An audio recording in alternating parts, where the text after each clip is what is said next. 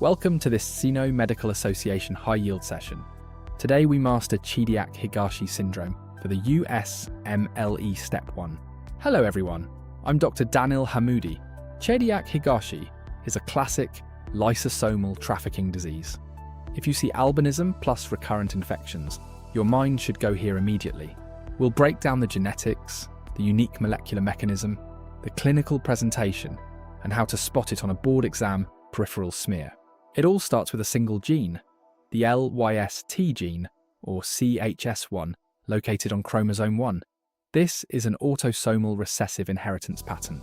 A mutation in the LYST gene disrupts the protein that regulates lysosomal trafficking.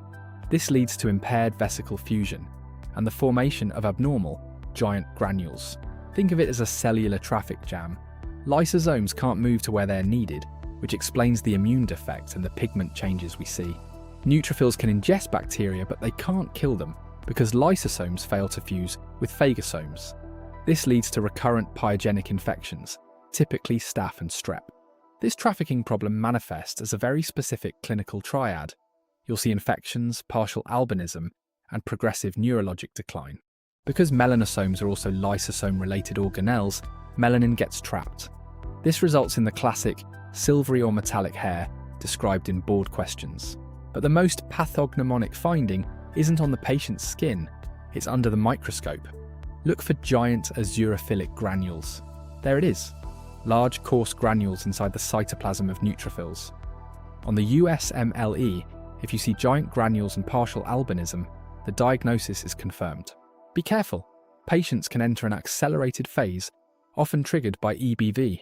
This is a life-threatening HLH-like syndrome with pancytopenia and fever.